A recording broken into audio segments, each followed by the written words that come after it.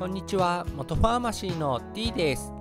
今日はもし僕が今 V ストローム250を買うならどれを選ぶかというテーマで話をしていきます。先に結論から言います。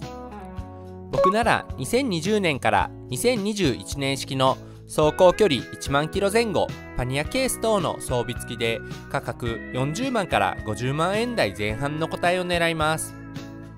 理由はシンプルで、この年式は販売台数が多く状態がいい個体が多い、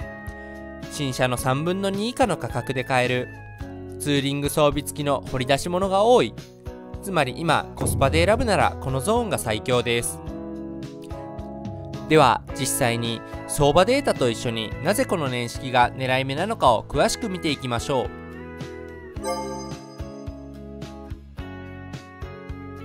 まず2025年10月時点の相場をざっくり整理するとこんな感じです。全体でだいたい47万円台、2017年から2020年式あたりが30万から40万円台が中心、2023年以降の新しいモデルは50万円から60万円台、走行距離5000キロ以下の低走行車は40万円から50万円台、走行距離2万キロ以上、古い年式なら30万円程度から狙える。つまり年式と走行距離で価格差がはっきり出ている感じです。ただし安ければいいというわけではなく、状態と価格のバランスが取れたゾーンが一番お得なんですよね。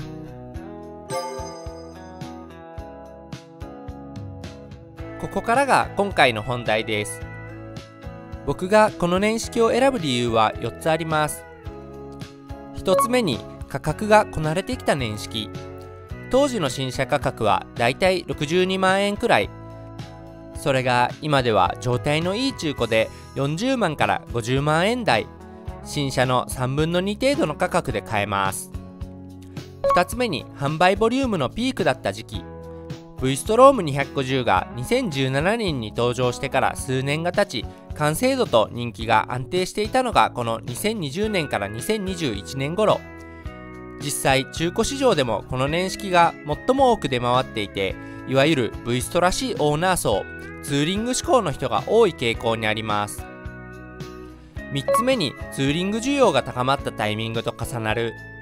ちょうどこの時期はコロナ禍で公共交通機関を避けたソロツーリングやキャンプツーリングが流行していた頃、この時期に V ストを選んだ人たちは旅を楽しむバイクとして購入しているケースが多かったんです。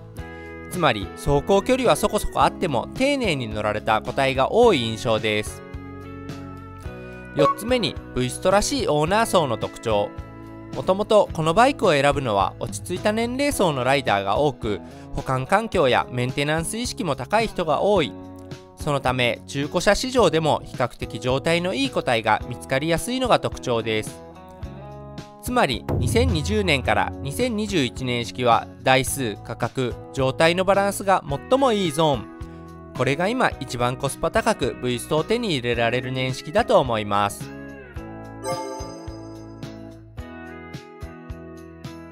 そしてもう一つのポイントは、最初からツーリング装備がついた中古車を選ぶこと。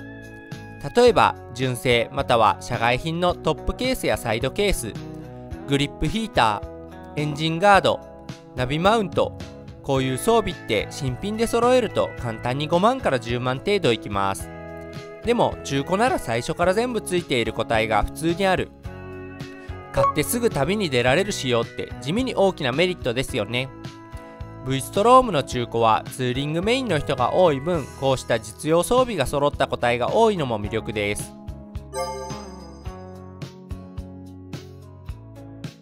走行距離でいうと1万キロ前後くらいがベストバランス。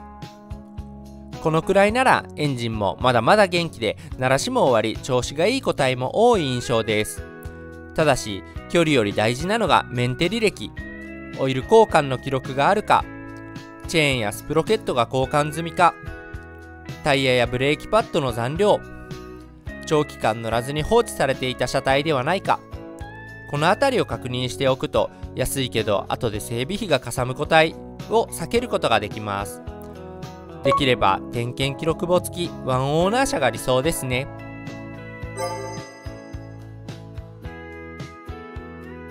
じゃあ実際どんな感じで買えるのというと、例えば2021年式走行距離1万キロ前後、パニアケース付きの個体で車体価格42万円前後プラス諸費用6万円前後、乗り出しで48万円くらいが現実的なラインだと思います。もし10年乗れたら年間あたり 4.8 万円。これでツーリングも街乗りも楽しめるなら、もう趣味と実用の最強バランスですよね。燃費はリッター30キロ以上いけるし、保険も安い。本当にコスパの塊みたいなバイクです。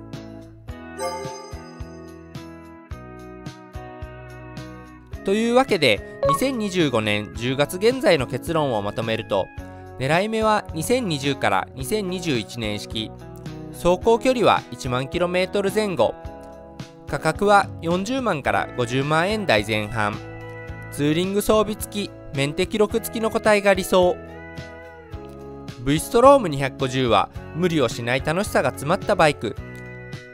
この価格帯でこれだけバランスが取れている車種って本当に少ないんです。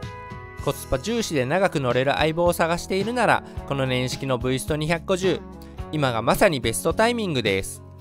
ということで、今回の動画が参考になった方はぜひ高評価、チャンネル登録していただけると嬉しいです。最後までご覧いただきありがとうございました。